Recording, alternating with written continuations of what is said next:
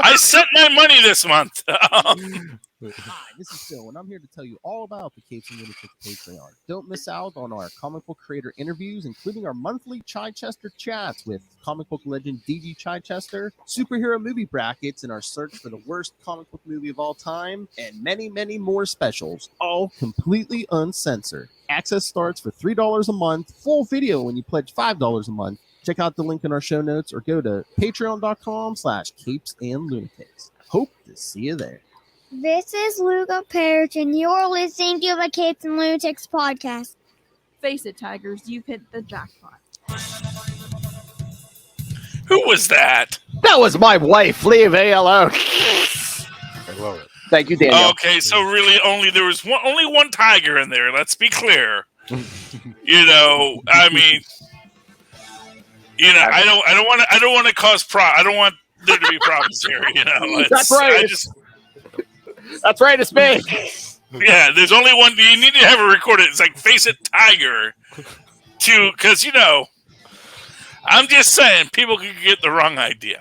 All right, kids. Welcome back to Ultimate Spider-Cast. I am Phil. Again, Sub-tember continues again. September. September. October.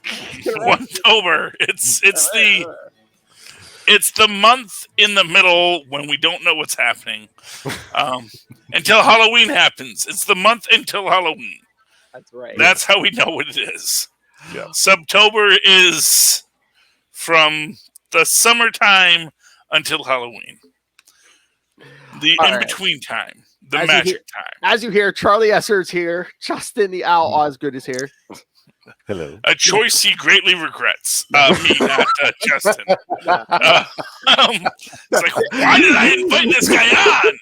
I was going to say, Subtober will be when Justin talks about his favorite biscuit, Namor and Submariner. Oh, yes. Yeah. Oh, Namor. He is quite the all beef patty. Let me just say that. Yes. Doesn't even need the special sauce, but he has it anyway. Whoa! No, look, you're gonna be a man whose superhero costume is a Speedo. Yeah, we're looking at you, Aquaman, so afraid to show your body. I know. Be free. It all be up. free, yeah. Aquaman. Yeah. You're There's no Namor. No shame in Namor's game. Yeah, lets his wings be shown, man. It's like, hey, have you seen my wings? Yeah, I'm a freaking mutant. F you if you got a problem with that. Check out these ankle wings as you kiss my ass. Which is clearly visible and available. Thank you very much. Yes. In my belted swim trunks. As was the style at the time. Yes. Belted swim trunks, definitely. You need this was in the days before elastic, You had to tighten it, Yeah. Don't want to give the ladies a show they didn't pay for. That's all I'm saying. Yeah. All right. We're supposed to be here to talk about the first 3 issues of Superior Spider-Man from 2015. Yes. And what's the name of the book? What's the name of the book, Phil? Superior Spider-Man. And why is it called that? Because it's the God-honest truth. Should have been Egomaniac Spider-Man. All right, before you jump in, because I know you absolutely love this book, Charlie Esser. Justin, you said this was your first time reading this, right? It was. So, yeah. All right, first impressions. What did you think? I really enjoyed it, actually. There were some parts that the art kind of didn't work for me, and it was more to do with the faces. Like there were some moments where Jonah's face looked weird and Peter's face looked weird to me, but the rest of it was good. Like the story was great. I loved when he saved Mary Jane and Peter was like, use the web. That was fantastic. I loved all 3 of these issues. These were really good, and this first one was an excellent debut as well. I mean, this new Sinister Six was really cool with Speed Demon, who we just talked about, and Boomerang, the new Beetle, and all of this, and the Living Brain. Yes, who I had forgotten about. I had actually forgotten about the Living Brain, so I was so happy to see him in there. But yeah, this was great. This new Sinister Six was cool. I thought it was a good idea to have Otto fight them. Yeah. I mean, I have to say, as he said, how dare you? How dare they call themselves the Sinister Six? Exactly. There is not an original member in the team. This is not, you don't just, it's like, oh, hey, it's like if Spider-Man, Wolverine, and the Hulk and Ghost Rider decided to call themselves the Fantastic Four. Right. Like, who the heck do you think you are? No, gentlemen. It's exactly like in Charlie. We're going to get there at the end of September. Those early Thunderbolts issues, Thunderbolts 3. Like I told Lil, one of my favorite issues, just because Zemo and them come swooping in as the Thunderbolts, and it's like, wait, the Masters of Evil, and Zemo's just like, what? How dare you? And the rest of the issue is just villains beating on each other. Yeah, I mean, in all honesty, it's delightful. I just feel bad. I don't feel bad for Big Wheel, but I feel bad for Big Wheel because it's like you have a very stupid thing as your gimmick. It's not good. And it doesn't work. A getaway car that is not that is just clearly obvious. That isn't a getaway car. That is a big wheel. It's like, yeah, there's a big wheel rolling down Grand Central Parkway. Can we put up a roadblock, and it to wasn't stop that thing? It wasn't even the original Big Wheel. It's Overdrive who could transform different vehicles and stuff. I guess he just thought it was cool to grab Big Wheel's Big Wheel, and it's just like, so what is? Is it like the? So that's not even Big Wheel. That's just some guy who just decided to steal Big Wheel. It's like, dear God, it's like get a Corvette, sir. I was going to say, I know it doesn't have a back seat, but adapt. It's another villain having a midlife crisis. It's like, oh, look what I got, the big wheel. Yeah, I sense some compensation going on somewhere. A lot of except again, it's a wheel. It's not a Corvette. It's not something. It's not a compensation in the direction you would imagine. It's a fancy. It's a fancy unicycle. it's a weird thing to use, and for what it's worth, freaking Boomerang calls it out. It's like, what the heck? Or was it the Shocker who calls it out? I mean, who calls it out? Someone calls it out. It's like, why are you using it? Because it's cool, man. It's like, you do know we're actually committing a crime. And it's like, you want a moment of fourth wall breakery here. It's like, we're committing a crime. We're trying to get away quickly.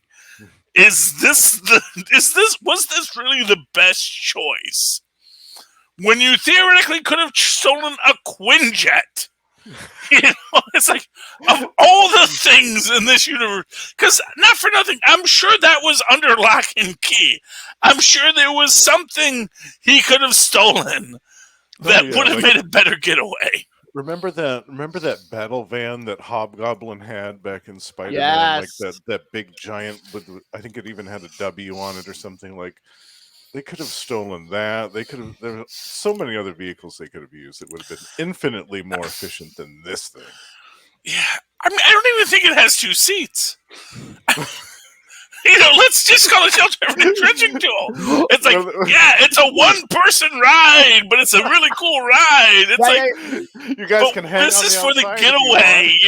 I mean, I know we got a speed demon on our team, but where's everyone else going to sit? Where does the loot go? Hey, throw all the loot in with me. Well, and I'll meet up with yins later. Yes, hand me all the loot. I'll see you later. Yeah. This is, I think, why Otto was so offended. Not just that they used the name, but they're so bad at the job. And not for nothing, they had Beetle on their team, the new Beetle, who is a genius. And it's like, sweetheart, you went along with this. At no point did you say, hey, maybe we should clear what getaway car he's getting. The fantastic car, the old bathtub, would have been better. Would have fit all of them.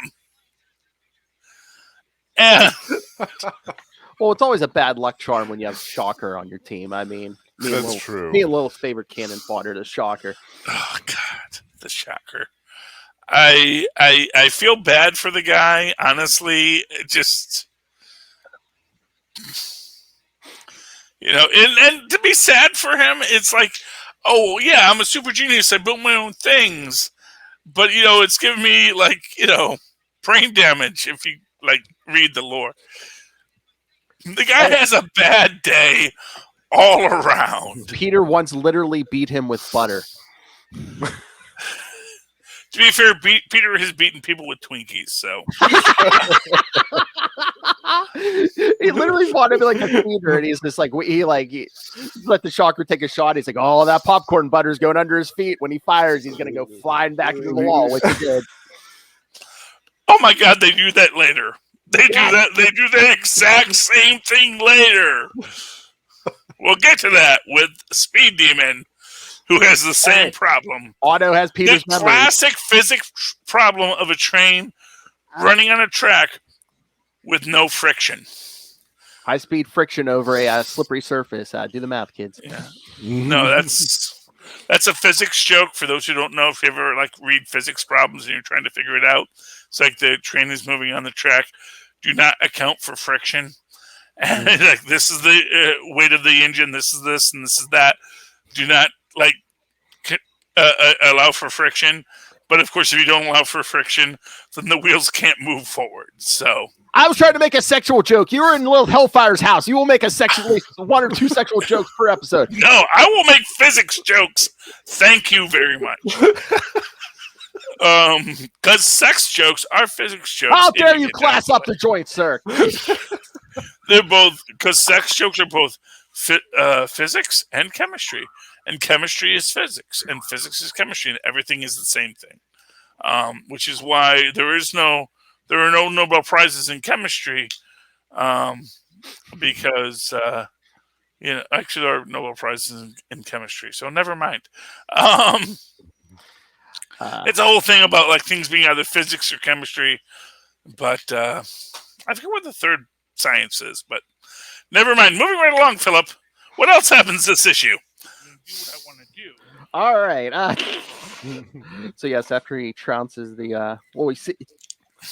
trounces the Sinister Six, gives Boomerang a little swipe across the chest. Oh, and that's brilliant. That's with brilliant. Claws, yeah. Yeah, I love the claws. And he's like, when does Spider-Man have claws? Which is just that is such a Venture Brothers thing. Just like, wait a minute, is that in the book? When did we start this? Did we start this? Dude, we adapt. Roll with the punches. Roll with the punches. But this issue we kind of see where Otto's going, because he brings the living brain back to the lab to make it his lab assistant, which he keeps for most of this run. Because even when Peter comes back, he keeps the living brain for a while. Living Brain's Living Brain is the hero of the entire Superior Spider-Man run, and those who know, because apparently it had a very useful USB drive. That's all I'm saying. Oh yeah. Living Brain, he solves all the problems. Has enough storage to keep a copy of a brain. Yeah, yes. Yeah, he has a lot of storage, even though he has he has a slow modal processor. But his storage, he's got 1 billion terabytes of storage, but a very slow processor. Keep a copy of my consciousness in the cloud. Yeah. But hey, don't spoil the future episodes. I know. But yeah, meanwhile, Otto's he's bugged this Sinister Six so he can keep, he's listening in on them while he can listen to them and leer at Mary Jane at the same time. Yeah, staring at her. Well, first off, Mary Jane, she comes to the show and I'm not faulting a person for looking at bazooms. I am. Oh no. I'm faulting a person for not caring about the persons to whom the bazoom is attached, right. And that is essentially Otto's failure. Yeah, it's fine to acknowledge those, but you have to acknowledge the rest of the person as well. Exactly. We all love bazooms. Bazooms are wonderful. I have them myself. They're delightful, and if that's your thing, then it's great that you have bazooms. But you have to know the person behind the bazooms to recognize how wonderful they are. And I think that this is the thing. I think that Otto could, but he's too worried about the math. Well, I think too. I think one of the big themes of these first three issues are where it's like where he slowly comes to realizations is like, I don't have to do everything the way Peter did, and he's like, wait a minute, I don't have to be in the Her just because Peter Parker was in the Her. Maybe I'm not in the Her, so maybe just end that. And when was the last time that Otto had any love in his life to begin with? When he had a romance, it's been a long time, right? There have been 3. One is yet to come. Yes. One was before the delightful May Parker, for whom. Oh, that's right, with May. Yeah. I'm going to be honest with you. I think he felt something there. Mm-hmm. He really felt something for May, and I think and if nothing else, I think that there's a part of him that's why the Peter thing works for him, because he has that same love for May. And then, of course, what's her name? She's called but she had a robot body as well. Stunner. Stunner. Yes, yeah, I knew it was the other one that he loved. Like a VR body. Yeah. Oh, okay. And he loved Stunner. He loves May, and he loves Ms. Marconi. You know what? There actually was a story in the '90s too, where they were like he loved this one woman. She was like another scientist or something. But this was like early before his pre-Octopus days. Yeah, and like the mother gave him all kinds of guilt, so he like broke up with her, and then. Oh, okay. The woman, was it in the '90s or was that in this? Because they do reference that. They might have referenced it again. I'm trying to remember, but I know that was originally from a '90s story. Yeah, where it's because he I mean, that's the thing. It's like he loved people, but and people loved him, but he couldn't accept it. He couldn't, because honestly, he had as abusive as his father was. Right. His mom was quite abusive as well. And that you get that physical and that psychological abuse, man, it's like game over. It's rough, but let's not dwell on that right now, because we got some time to get to the physical abuse before we even get to the psychological abuse. But he defeats this. How does he defeat the Sinister Six, Charlie? Because he sets up traps for them. Oh yeah, well exactly. He put a listening device, a classic spider tracer, which, to be fair, Spider-Man was not above. Don't act like Spider-Man. I never traced the villains back to their lair. No, but it's like, no, I just put a bug in there so I could hear what they were doing. And so, I'm monitoring what they're doing. And then I'm going to set up a trap to stop them, because why would I just know where they are? That's stupid, and attack. Because they're villains, I know that. They might have planned for people attacking them in their lair. So I'm going to wait till they get to my lair, Star Labs, and I'm going to put down popcorn butter on the thing so that the speedster can't run. And I'm going to invite the press. I'm going to do what I need to do to get this story moving forward. Butter. Yeah, Butter. Butter. But because again, he knows when they just stumble in, because idiots can be more dangerous than like smart people, because they're harder to predict for Otto, probably more chaotic. Yeah. But then we kind of see we're just lucky he didn't do the karate chops on the ground. Oh, I know. Oh yeah, because that would create enough. Yeah, he could have then just knocked up the pavement, and like a cartoon character, we just runs and it throws the dirt behind him. Yeah, we see last week, kids. But then at the end, it looks like he's about to kill Boomerang. When then we see that part of Peter's consciousness is still in there. Because in Amazing 700, it looked like Peter had died in Ock's body, but at least part of him's still alive in his own body still, so kind of holding him back. Yeah, I mean that's the start of this, is that Peter's still there. Because, not for nothing, fan theory time, Otto Octavius is dead. He has been dead this whole time. The Peter brain in here is Peter Parker, but with Otto Octavius's memories rewritten. So that's why Peter's still there, because he's always there, because it's actually his body. What about Tolliver? And I'm just saying, And when Otto goes off on his own thing, that's like literally that's why when Mephisto says, "I can put you back just the way you were," he's actually letting him out from hell to be there. Oh, so clones and androids all have souls. It's true. It's established. Don't fight it. There's 400 wizards in hell right now waiting for their chance to make their move. If they could all agree on one thing, they'd probably dominate hell by now. But I'll let you out of hell now. Don't go into politics. I'm just telling you, every time he clones himself, that's a brand new soul. You clone yourself, you make a brand new soul, which is evil and goes to hell. In fact, there's one that just was like a soul that got blown up, and there's like a whole legal battle. It's like, hey, I may be the leader, or I'm sorry, not the leader, but the wizard. I may be here, or even an Otto Octavius, I may be here, but quite frankly, I never committed the evil that my memories say I did, because I actually never existed yet. So I was killed before I could actually commit any evils. Ergo, I should go to heaven. Time paradox. There are laws, and I guarantee you. I mean, that's the thing. She-Hulk has done the living tribunal stuff. She does not want to go into the afterlife courts, because it's like, hey, I was a clone that whole time. You can't pin nothing on me. All right, so issue 2.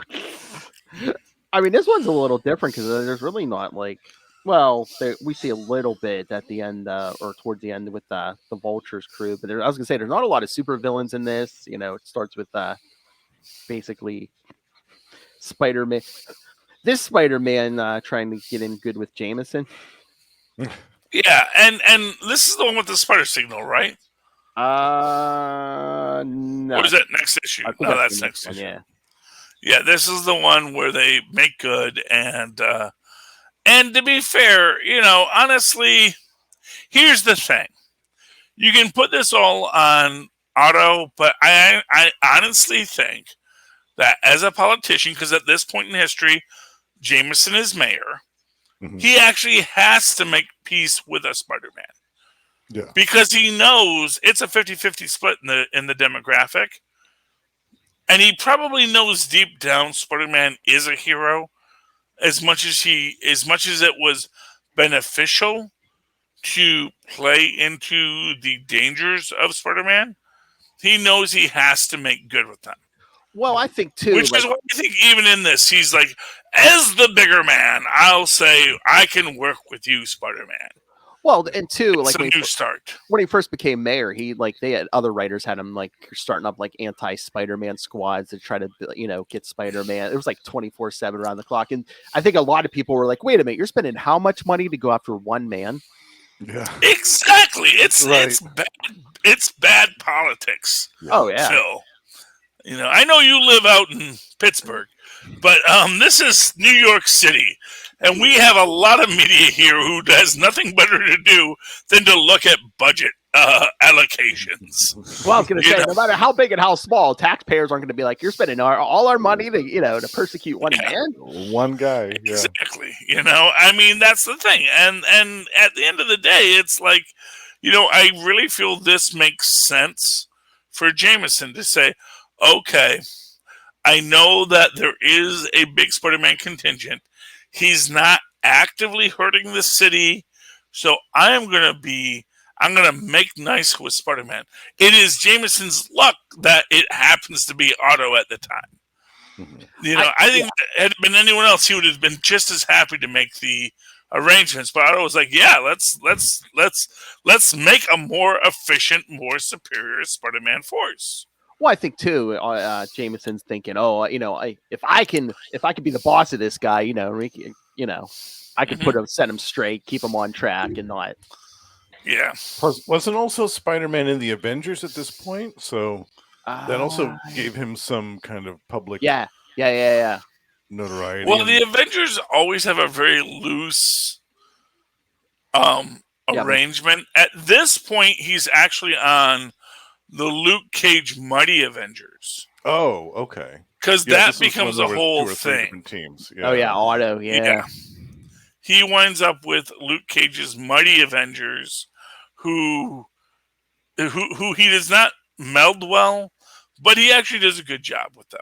Mm-hmm. So, it's actually, and again, that's actually some of Otto's most heroic work, is when he's working with the Mighty Avengers. And of course, that's expressly because the Mighty Avengers under Luke Cage, based up in Harlem, actually wind up being willing to deal with people who were ostensibly villains.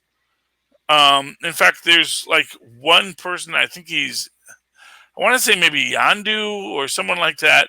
There's a super villain mystic that they wind up like, okay, we can be cool, don't blow up the planet, where they all work together. And not Yondu, I forget his name. Anyway, but yeah, that's the Mighty Avengers run. We won't go into that right now. Getting back to these stories, Philip, what happens next? Well, we see Otto trying to woo Mary Jane some more. Yeah, and he comes to the realization that, you know what? It's not Peter she's into, and it's not Spider-Man she's into. It's the both. Yeah. And that is the problem, I think, It's like Superman. It's like Superman and Clark Kent. And ostensibly, if you are Superman and Clark Kent, you could maybe understand the conversation, because I understand why she's into both of us. I just have to find a way to merge our two lives together. And that's but the of course, part. Yeah. Well, and that's the part. That's the thing for an Otto is. It's not, and I know I've jumped all the way to issue 3 already. So, right. But no, I mean, issue 2 has one of the creepiest scenes where Otto's like, "I have all these memories of him being with Mary Jane." It's just like, oh yeah, but creepy. The onslaught. I don't know. I don't know how creepy that is as creepiness goes. It's like, it's basically, I mean, not to be rude about it. But it's not like he couldn't have imagined that all by himself. Well, yeah, true. But... Well, no, but it would be like finding like a box of their sex tapes and just sitting down. Well, it's not even that, too. I got the impression that he had his hand on Peter's tiller, if you will. Well, well, and not for nothing. Yes, obvi. Yeah, and that's probably the point. It just he's dealing with it as he deals with it, Yeah. And as he says, I can do what I need to do to deal with, I mean, it also shows how this isn't that important to him. And again, I mean, this is the most heinous example, but I mean, this whole series, Charlie Esther, come on, it's a rape. I mean, he's forced himself upon Peter's body. Come on. Oh, well, I mean, Peter. Well, no, Peter, as far as he knows, is dead. And yes, he forced. Well, yeah, as far as he knows, he has literally cast Peter out of his body and stolen his body. I mean, and again, this goes into fan theories. He did nothing of the sort. He just convinced Peter that he was Dr. Octopus, and then convinced himself he was Peter Parker, and then he died thinking he was Peter Parker, and that is literally what happened.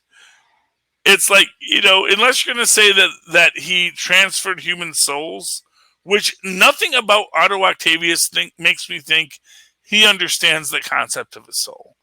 I think he literally just rewrote brains to think they were something. And so he died thinking he was Peter Parker. and which is again a whole other episode of She-Hulk Celestial Court. You know, but still, he died thinking he was Peter Parker, and Peter Parker got to finally be himself, thinking he was Dr. Octopus. That as Dr. Octopus, he got to be that guy who said, "You know what? Let him run. I don't care, because I'm about me." And that's who Peter Parker is. He's a horrible human being. It's only when it comes back to bite his own people he loves that he actually cares. So, all right. So, Justin, what did you think? Again, this is your first rodeo with this. Yeah, it was weird. Like the part where Otto was going through the memories, I thought that was creepy. Like to me, that would be like if he was going through Peter's stuff and found like a bunch of him, Peter and Mary Jane sex tapes. Like, oh, I'll have a browse at these. I thought that was weird, but that's just me. Yeah. I mean, okay, and to be fair, I don't mean to judge here, but you know, it's pornography. Well, yeah. And it's imaginary pornography at that. Oh, sure. Yeah. So well, it's no, it could be actual memories. No, it's Peter's memories. Yeah. So exactly, Peter feels violated. Absolutely. Peter feels violated, and rightly he should. But as I said, it actually is Peter's brain. This is, and not for nothing, not to put too fine a point on it, you're going to tell me that Peter never sat back on a lonely night when him and MJ were broken up and remembered the same things. Yes, that's his memory. That's his memories. Well, his memories, though. Again, if we assume this is still Peter, this is the canonical question. I know you're thinking of this. Or did he just convince him his name was Otto Octavius? You're thinking with logic. Yes, they just rewrote their brains. So yes, Peter thinks he's Otto. But and how else would Otto think about it? Do you really think Otto is doing soul transfer like freaking Doctor Doom? Yes, but this is Dan Slott. This is Dan Slott writing this. Yeah. That lousy dropout. Do you think he would stoop to some Ovid's weird technology? I meant to say weird, not that other word. But Ovid, you remember the Ovids who taught Doom how to transport his soul into other beings. I would give you that with the whole Otto thing, but this is Dan Slott writing this, and he was always hit or miss with me with the Spider-Man stuff, and I think he was a decent enough writer, but I don't think he completely 100% got Spider-Man or a lot of these characters like Otto. So yeah, well, fair enough, but it's honestly, it's the death of the author. Whether what he intended is irrelevant. That's right. It's what we as the readers take to tell the story. Because honestly, until another writer says no, that's not what happened. Yeah. Because even when we get to the Mighty Avengers and Peter tries to explain to the Mighty Avengers what the heck happened, he's like, well, like Otto Octavius was me, but it was still me, but it wasn't me. It is literally, you get the idea that nobody is like quite clear what Peter is talking about. Yeah. And they're like, yeah, okay, man. But yeah, I think it was. We'll deal with you as we have to deal. I always thought it was just like a straight up consciousness transfer, but again, Peter's whole consciousness didn't go in the Oxbot. No, it didn't go anywhere, and it's sitting right there next to him, yelling at him. What? But you know what? But that's because that's what Peter always wanted. He wanted to be a freaking wrestler. He wanted to take down Andre the Giant and be the amazing arachnid. That was his dream. That was stolen Macho from Man. him. It was Macho Man. Come on. Well, no. That was in some multiverse that did happen. No, because he wanted to be the arachnid, and freaking Mysterio said, "No, you're Spider-Man." Oh, yeah. And he wanted to take down the champion, but he had to fight Hacksaw first. You had to go through the things. But after he defeated Hacksaw, then he had to go back. Bonesaw, man, that guy did not have. He did not have a 2x4. How dare you? I apologize for my failure on that item. Yes, he was Bonesaw, not Hacksaw. Thank you, Philip. I am humbled by your knowledge, as always. All right, let's get. Can we get to the midgets? Whoa! Yes, issue 3. Yes, the vulture midgets. And no, and they actually, one, that's not a good term, and two, they weren't. They were actual children, as we discovered. Exactly. That's the real point of this. It's like if they were dwarfs or midgets, as Otto says, that would have been cool. But man, there is a line, and you crossed it. In fact, even in this point, Adrian says, man, I was using teens in the last time we met. And it's like, yeah, teens are different. And which is, honestly, this is a classic sociopathic argument. Yeah. Between the two sociopaths. And the two line is. It's like, no, man, this is okay for our level of evil. And honestly, this is my favorite line is from Dusk Till Dawn. When at the end, what's his name? George Clooney says to Jennifer, I don't even know if that's her name, but anyway, the young girl in it, I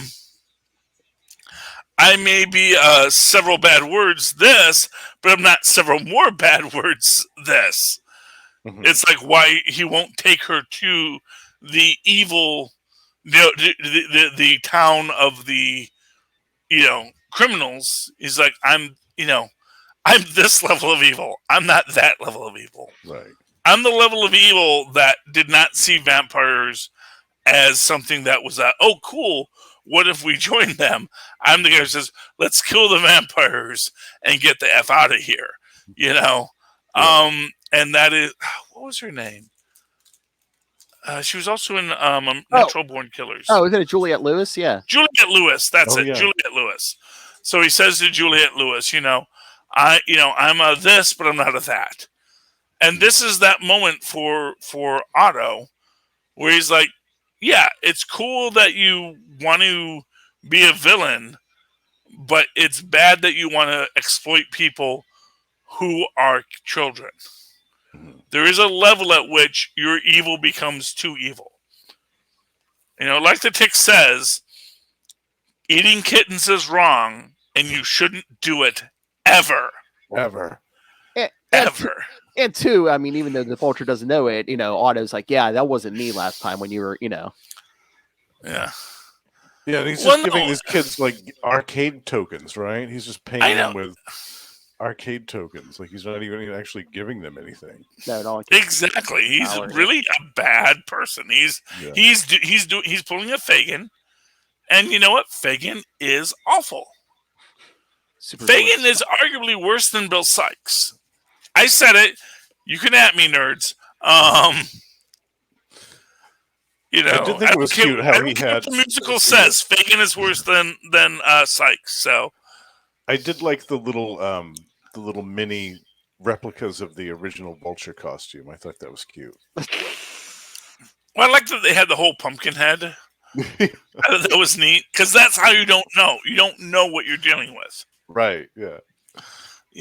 And these are, and to be fair, these are probably children abused themselves. Because he's pulling them in because they come from broken or bad situations. Right. There's no heroes in this story, except for the fact that freaking Otto shows up and suddenly he remembers, and this is the thing. This is also where we get the dip in the mindscape. Where suddenly Peter's drawn into Otto's memories, which again gives me this idea that it is still Peter's brain, and this is just Otto's rewriting on top of it. You know, and to be fair, if you want to go canonical, this is why Otto doesn't remember who Peter is when Mephisto reboots him. Mephisto's always doing mind wipe. Exactly! Mephisto is evil, but you signed the contract. Why are you doing that? Yes, always read the fine print. Even if you read the fine print, it's like literally, dude, you're not a lawyer. Maybe call up Jen Walters. It's like at some point someone has to say, oh, you know what, Mephisto, this sounds like a good idea, but you know what? Let me call Jen Walters. Yeah, you do superhuman law, right? It's like, yeah, okay. So Mephisto wants me to sign a contract. Don't. Just don't. Like, don't. Yeah, if you smell sulfur, don't sign anything. That's the book we need. We need a Marvel legal team. Jennifer Walters, Matt Murdock. We put Mephisto on trial. Yes. Well, no, I mean, not even Mephisto on trial. Like I said, this is Celestial Court. Yeah. Like I said, you know, Jen Walters has been a juror for the Living Tribunal. Yeah. I need her in Celestial Court. I need her going up against the one above all, saying, okay, look, I know what you're saying, but let's talk about the real being that we're talking about. Because when you're a clown, you're not that other being. And yes, is that being going to be evil? That's the question. And that comes into a whole more complex issue. Because a lot of them are probably going to say, well, it probably will be evil. Well, it's like, see, that is the problem. You don't have the enlightenment to ascend.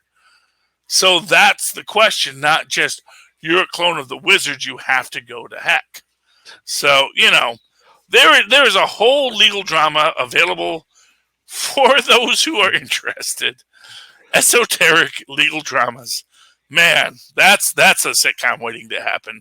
What I did like in this issue, like Peter turned the tables and he was able to see some of Otto's memories, you know, with him talking to the Vulture, seeing, you know, the Vulture just wanted like one big score and he's going to retire. So before he finds out that he's using the kids, he even says to Vulture, he's like, here, I have money. I will give you like an offshore bank account or whatever. He's just like, you can retire, but then the Vulture thinks Spider-Man's mocking him because that's what's happening in the past. He thinks he's messing with him.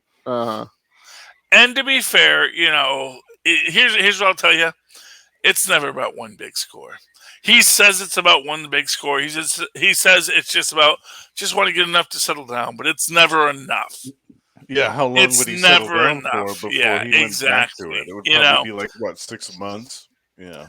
Yeah, he's a gambler, you know. Right. He's a gambler because he went into supervillainy. You know, he could have fought his partner in court about who actually invented the electromagnetic levitation harness, but he didn't. He just chose to go to villainy because at old age, no less. Well, his business partner ripped him off.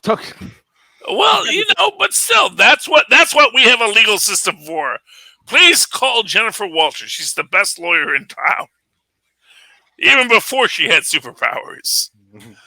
You know, there were lots of lawyers he could have hired, and he could have addressed this issue in a practical and legal method. But he chose not to because at his core, he wants to be the villain. He wants to be the supervillain. He's not a good person, Deep, like Clarence Bodecker, you know. You probably think he's not a very nice person. So yes, as we see, then Otto hits one of those underlings and see it's a child, and we get that flashback to his childhood. Hank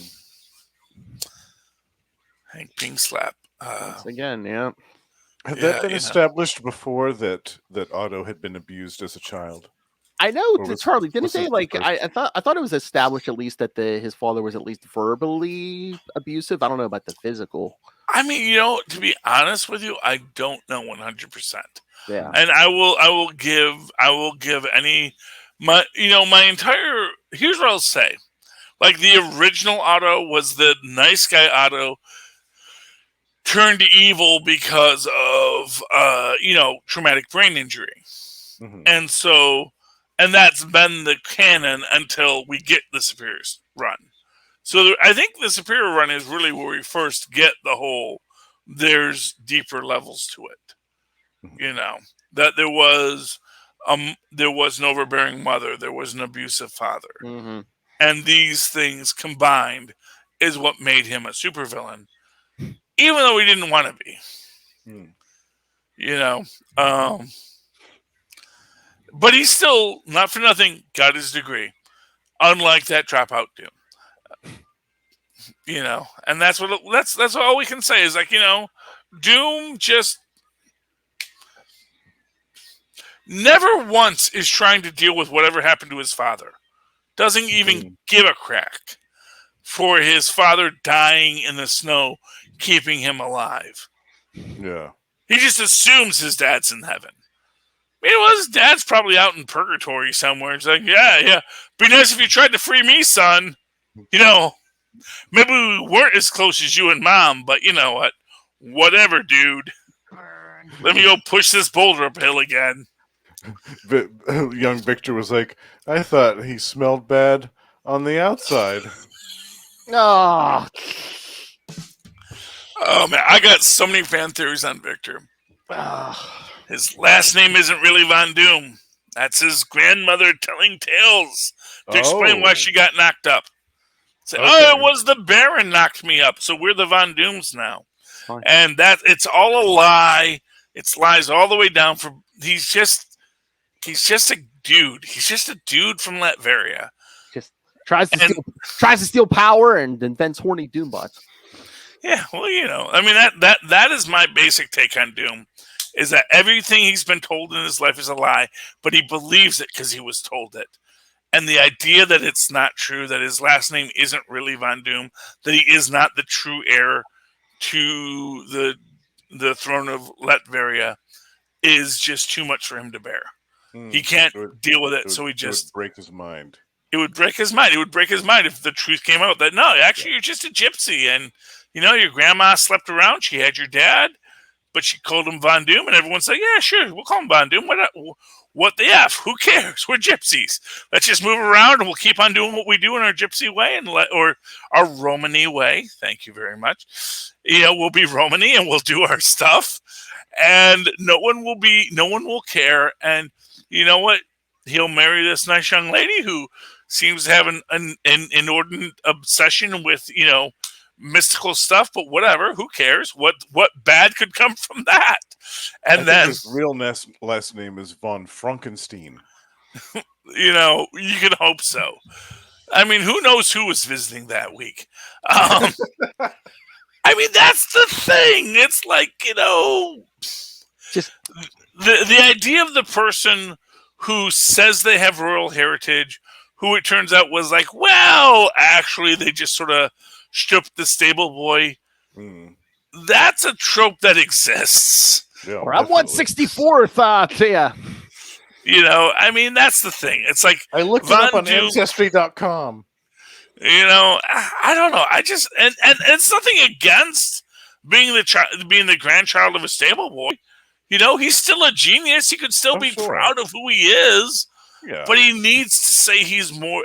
And to be fair, it's because he was a Romany and they were oppressed, and he was always looked down upon because he was Romany, and that is why he has to lash out. Much like Magneto, it's like, I was put in this position even before I was a mutant. People were trying to kill me. That I now am a mutant. Why do you think I don't want to seek out and attract vengeance?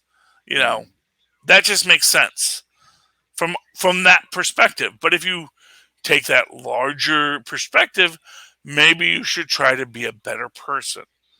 Maybe you should be better than those who attack you. Maybe you should try to be more moral than fish. That's a Ben Franklin quote that, if you know it, you will understand that actually it's a reverse of it. Because Franklin was trying to be a vegan at the time and saw that fish ate other fish. And he said, well, why should I think of myself more moral than a fish? If a fish eats a fish, I should eat a fish. But at the same time, expressly because you are a human, you should be more moral than fish. That's an interesting artistic choice. Sorry. That's okay.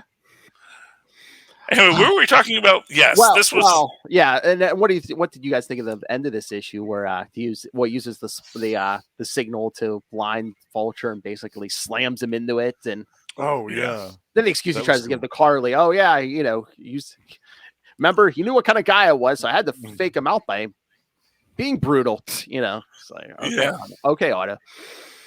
I mean, to be fair, hey, he doesn't actually kill him here. No. True. As much as he wanted to, because he got caught.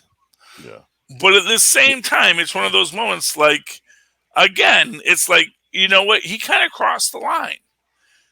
He crossed the unwritten supervillain line that there are things we do and things we don't do.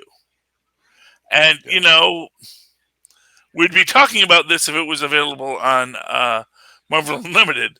But it's like when Doom sells his soul to the demons to gain extra mystical powers. It's like that's a line you cross that you really should never have crossed. Yeah, you make that choice. You're not in the same league anymore. You're not playing fair, and now all of your glories are owed to someone else. Yeah, especially when Doom had all the prior knowledge about his mother and being entrapped by Mephisto for all that time and having occult knowledge to begin with. If you have that level of occult knowledge, don't make deals with demons. It's stupid. It was stupid, but then again, he's a dropout. What do you want from him? Yeah, and he's an egomaniac, so you can't tell him no. Exactly. It's like nothing about it. It's like you'd like to say it's not in character, but actually, no, that's totally in character. Yeah. And yeah, I totally get where he was coming with that. And this is why nobody likes Dr. Doom. There's the mother issue. It's like, I must free mother because she's the one who never told me no. Right. Somebody has to, and it's going to be her, damn it. Yeah. And honestly, I think the first thing she would say is no. Because that's what moms do. Absolutely. In fact, she told him, don't look at my freaking books in my secret locked chest. She literally said, don't do that. Gewalt. What are you going to do? All right. So any other thoughts on this Superior Spider-Man? Some of these issues reminded me of, there was a movie from the 90s called Strange Days. Do you guys remember that one? Oh, I love that book. I love that movie, yes. It's so long, yeah. Juliette Lewis, Ralph Fiennes, and Angela Bassett. It was a great Juliette movie. Lewis week, yeah. Yes, yeah. I know. It's the mind, the virtual reality. Living somebody else's life through their memories, basically. Like a chip thing, and that's what a lot of this story, these issues reminded me of. Like Otto was kind of like a character from that movie that was reliving Peter's life, and then Peter did the reverse as well when he was going through Otto's memories, and I thought that was cool. I liked how they had that that back and forth going on in issue number 3 here. It was good. Really good. Yeah. I love Strange Days because that was like a film set in the future. That was like 2 years from when it came out. It was, but I loved it. I loved it just for that fact. Like, the next like 3 years, someone's going to invent this thing, and the whole universe is going to just become Drac in a few years. So don't worry about it. No, I love Strange Days, so I'm really glad you made that reference because it was a cool film. But yeah, I mean, first off, I'm a big Superior Spider-Man stan. I really think them making him Otto again was a lousy choice. I know you got to put your toys back in the box, but again. Especially because it builds my lore, it makes me happy. Like, literally, Anna Maria could recreate a Tolliver clone from the old tapes, just like they did to Red Skull. And then you have Tolliver and Otto sort of looking at each other. And it's like, wait a minute. Who's me? Are you me? No, I'm me. It's like, wait a minute. What happened here? And maybe they both team up to fight Mephisto. Yeah, and they hire Jen Walters. We need a good lawyer. Jen Walters, attorney at law. Yeah, Justin, there was a second series of Superior Spider-Man where he basically puts his brain in like a new body and like tries to have like try to be a little more heroic, try to have like a new life. And at the end of the series, he basically to defeat a Norman Osborn from another reality. He's basically that's when he makes the deal with Mephisto. He's like, I can't do this as me. Put me back in my original, make me Otto again. So it was Yeah. Mephisto that did it. Okay. Oh yeah, It's always Yeah. Mephisto. It's Okay. Mephisto's all the way down. when it comes to Spider-Man, yeah. I should have known. Yeah. Mephisto loves because they're in the web, and that's his whole thing. As I've always said, Mephisto has literally no power. He's a simple magician. Ooh. But because people grant him the power because they think he's so scary, and he has the... For gosh sakes, there's a freaking Ghost Rider tying him up with chains and dragging him behind his car. You really think that Mephisto has so much power that he's so scary? No, it's like literally any demon from heck can slap him around and call him Tootie if he wants, It's Yeah, I just... think that's happened a few times. Many times, and that's the thing. Because the demons in hell, they don't have any actual power. They only have the power that the souls condemned to hell give them. Because they show up in hell and they say, I'm in charge here, so you better do what I say, because I'm the demon. And they go, okay, well, I guess you're the demon, so what am I going to do? And all it takes is like 1,000 wizard souls to say, you know what? We're smarter than him. Let's go defeat him. And that's how the new Throne of Hell gets taken, except then you have to pick one wizard to sit on it, and they'll never agree. That's the fail-safe in the whole system. Well, and remember Lilith's theory. She says Mephisto's Uncle Ben, so... I like that theory. That's why he made immortal. He don't want her down there. Wasn't that what happened with that guy Belasco? Wasn't he a wizard, and then he got the throne, and that basically was his story, if I remember right? Something like that. I mean, they've tried to do straight up Satan. They've tried to do Mephisto, Belasco. Yeah. A ton of them. They do very little with actual Satan. Yeah, anymore. I think that was like the... They did Satanish for a while. He got eaten by Dormammu. Although I think he's like back in another form. And but it's... I know they actually have the throne of Satan, but no one sits on it anymore. Except for like... I know Strong Guy sat on it for a bit. I think Johnny Blaze is sitting on it right now. Nah, he's gone again. He's gone again? Okay, really? So, Wow. I mean, really, that's the thing is that everyone's fighting. And again, it's like you get 1 million wizards, they can take over the place. Talking about, of course, Whitney Bettnam, who has like just dead wizards all over the place. They could all take the throne from everyone else by sheer massive numbers. But the fact of the matter is, when it comes to who gets to sit on it, they're not going to be egalitarian about it. Right. No one's going to say just because you were the first wizard, you get to sit first. True. Because that guy was probably probably all the older wizards, like the later wizards, even if you were like just lived for like 4 days as the wizard, like, dude, we have so much more knowledge than you could even comprehend. Back when you were fighting freaking Johnny Storm, and you you had your doorbell that said "Greetings, Johnny Storm," as if that was like cool and amazing back in the day.